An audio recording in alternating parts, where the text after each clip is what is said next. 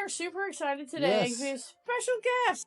All right, so you're probably wondering who this is. This is Michelle Perry with Triad Financial. She is a financial planner, right? And I met Michelle not too long ago. And I was really super surprised that Michelle does like more than just financial plans. So what we're going to talk about in this series is we're going to start with building wealth and touching on your dream lifestyle and leaving legacies that matter all at the same time. You're like, oh my gosh, how can I do that? Well, it's really super important because the cost of living doubles every 20 years. I can't say it enough because no one ever told that to me. I think it might be every 20 months right now. That's right. Like you were probably super surprised during COVID just how much, boom, everything just went up. And you're like, you think it can't happen, but it does. So this is why we do these series. So for me, I'm super passionate about this because my parents were fantastic at building a family legacy and a spiritual legacy, but financials, not so much. They weren't really schooled in it. Their parents didn't hand down, a lot of great stuff. I mean, like for you guys where you're, some parents are like really great at it and other parents weren't. And money was not just something we talked about. We didn't talk about money much either, yeah. Did you guys talk about money much growing up at all? Like save. I got the save part and try not to spend too much. But you can't save your way to wealth.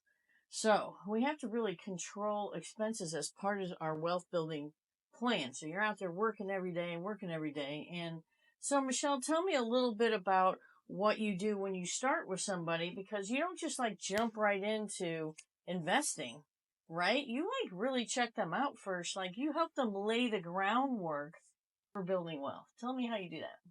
Yes, thank you. Thank you both for having me on. So I think one of our first conversations, you were surprised that I actually spend a lot of time helping people get organized first. Get organized. It's kind of where it starts, isn't it? It is. So helping them understand the ins and outs of their cash flow. And then after that, move on to building wealth, making their portfolios match their goals. Then we get a master plan, protect that plan, and then ultimately, decide how they want to transfer that wealth to the next generation. So wow, so there's four really good pillars. Yeah. Yes, for four. Let's say it's organize, build, protect, transfer. Man, that's awesome. Ooh, that is awesome. And I know this is about real estate, but real estate is one of your biggest investments, and people that have the financial part in line, they make our jobs a lot easier. Right, because a lot of times you start with them with a budget. It's like, okay, all right. We do too. When you call us, we're like, what's your budget for how much you would like this house payment to be, right? And you're like, some people are like, I don't really know. All I know is what I pay now. So Michelle, how do you help somebody kind of get organized and figure this out? It's funny because some people feel budget might be like a 4-letter word. Other people feel well, that's a good point. Plenty like that, yeah. Yeah, and other people, are very aware of their cash flow ins and outs on a monthly basis. Mm-hmm. I think Glenn and I had a conversation before. Oftentimes people know their net income more than their gross income. Right. I'll ask people how much. Really good. Yes, I'll ask somebody, in the loan application, how much you make. I make $2,500 a month. I go, it doesn't sound right when they're talking about their net and not their gross. Yeah. But a lot of people can get close to their gross, right? They're like, they kind of know what you make. But do they know what they spend? Often not. So often I'll give them a gold star if they can give me a spending amount within $300 to $500 of their output each month. Ooh, who can do that? And one of the things that you're doing when you're sitting down with somebody, is it 2 or 3 months bank statements you're looking at? Yeah, oftentimes I'll challenge them to look at 2 or 3 months historical look back. Right. Because we all guess, and when we budget, that's forward looking. And oftentimes I'll say, well, why don't we just look backwards for 3 months? Just as a little exercise, I'm just challenging them to, look at the one-offs of every month. There's no 1 month that's actually representative of our life. So I give 3 months look back. Just highlight, what are those one-offs? Maybe you go to a concert, you spend $75 each on a ticket, but then you add dinner and an Uber ride and all of a sudden fees for those tickets. So it's like $200 a night. $300, yes, yeah. Inflation. So I'm curious, when the challenge, after you do the analysis on their bank statement, how many of them know within $300 how much they're spending? Well, I would say less than half. Yeah. But we get better over time, right? And that's the goal. And I think ultimately people want to live within their means, and Right. that makes the stress come away from the day to day. So how does that exercise look? Don't you use like different colored markers or something? Yeah, I mean, it can be that basic. You can download that in a spreadsheet and put a pivot table on. There's all kinds of ways to do it. It's really just being aware. Right. However that works for people.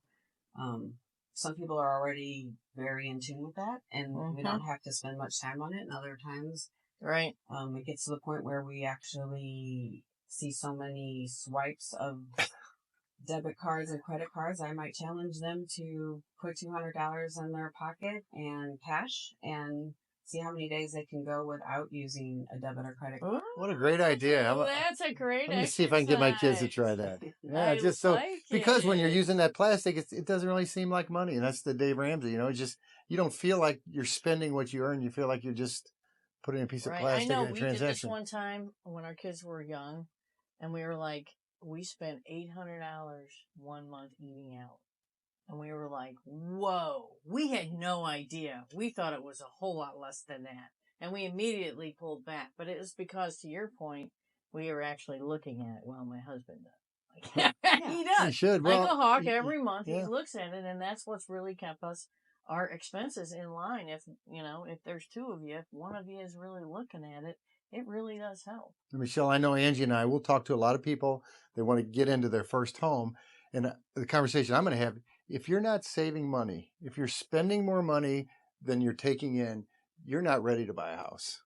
Right, or maybe even invest. Right. Right? So how do you build a wealth when you don't even have control of your expenses? And that goes to aligning your money to your goals, right? So, like you said, it can be eating out, it can be especially if people are in a joint household and there's his and hers and ours accounts, let's face it, who actually looks at their bank statements month after month, right? We don't do that anymore. So there might be subscriptions or memberships or things on those accounts that we maybe don't use. So the first thing is, what can we eliminate? Secondly, doesn't sound like much fun. No, it's it's a lot of mental today. No, but I think it goes back to that goal. If my goal is homeownership, my goal is to not run out of money at the end of the month. Taking that look back and find out, I don't need Netflix anymore. I watched it, maybe once or twice during the whole month. I have 2 gym memberships. I have XM radio. I have all these subscriptions that I sound like a good old idea at the time I was using. Now I'm not using them. Right. And the fun part is when people look, and I had a couple, all they did was eliminate paying for gaming. They just went to free gaming. They took that amount, started saving it. Once they started that, it snowballed into other savings, and they owned a house within 2 years. Wow. Great story. All over just stopping gaming. That was the first step. And so then we celebrate that milestone, right? When they when they call somebody like Glenn, move forward, and then we celebrate that. So when we celebrate that milestone, that motivates them to go to that next goal. Oh, there's some fun right there. Celebrating is fun. Right. The power of goal setting is incredible. And we do it when we're in sports. We do it in our work. We do it in our life. And we set that goal of homeownership. That can be a huge motivator. Right. And that can say, I can live without eating out 5 nights a week. Or 5 nights a week. I can live without my Netflix subscription. Right. I can do without because I've got a goal of getting into a home. Right. And so, when we look at credit cards, that's another big one, because when you're Michelle had a great statement. You're looking at credit cards. So what was your statement about credit cards? It was so good about it's a road to. Oh, my grandma, when I was so proud when I was 16, I showed her that I got my first credit card. I needed tires and I didn't have the cash, so I went and got a credit card. I remember, this will date me, it was 1986, the Olympics were happening, so it was an Olympic credit card. I wanted to show her, and she said, plastic is a passport to poverty, and I actually was like humbled, and I was like, putting that away. And it can be, right? Plastic is the passport to poverty. So the habits that you create when you're young, they follow you the rest of your life. So if you've created some stinky habits and you are older, or whether you're just starting out, take control of it. So I know on credit cards, so I know there's a great little trick too. If you've really gotten into debt with credit cards, and Michelle is like, what can I do with credit card balances? Well, the first thing, you just don't want to be paying high interest. So Right. there still are some opportunities for zero interest credit Zero transfers. interest credit cards. Like, I did not know this till you told me, and you can get them for a long period of time. Usually a year, maybe 18 months. Maybe 18 months. That's a long time to be able to just chunk it away. Yeah, you have to do your homework and you have to do the work, right? Nothing is going to come easy to you. You have to do the work. But there's also some tricks like Glenn and I have been talking about. Yeah, where your credit card debt is $800 a month. You would pay one off. Now it's $600 a month, but you just keep paying $800. And now you pay the second one off. Now it's $400, but you keep paying $800. Right. Until you've got transferred them to 0% interest balance cards. Yeah. So now you got them all paid off. You're still conditioned to make that $800 payment every month. So now now you're going to start saving. Now they become savings. So emergency fund. Like, what do you suggest on that? So I'm eliminating and I'm doing all this stuff. Now what do I need to do on my emergency fund? I highly recommend 3 to 6 months of net income. So it's that net income again. Plus, if you do have credit card balances, 1 month credit card balance. Because if you don't have that additional credit card balance, you've already eliminated a portion of that 3 to 6 months credit. Right, you're already a month behind. And the answer for the emergency fund isn't credit cards, right? That's right. Cash advance is not. Right. Right, 3 to 6 months. All right, so a lot of good tips. Ben Franklin used to have this saying that and it was back in the 1700s, it said if you make $100 a month and you spend 101, you're going to be miserable. If you make $100 a month and you spend 95, you're going to be happy. So this is the goal. You've got that goal, home ownership, but getting your finances in control, that gives you such peace. Right. And if you do want to live your dream lifestyle, whatever that may be, whatever that goal is, you first have to get control of your spending. So Michelle will actually sit with you and do a month for you, do one with you, show you how, right? Won't you? Look at that. She'll do that for you. So she's more than just a financial planner. She really does care about your whole wealth picture. And this is really the groundwork to make sure that you're right here before you go on to the next step. Good stuff. Right? Yeah. Yeah. Well, thanks for joining us this week. Join us again next week when we talk with Michelle more about building wealth, living your dream lifestyle, and leaving legacies that matter.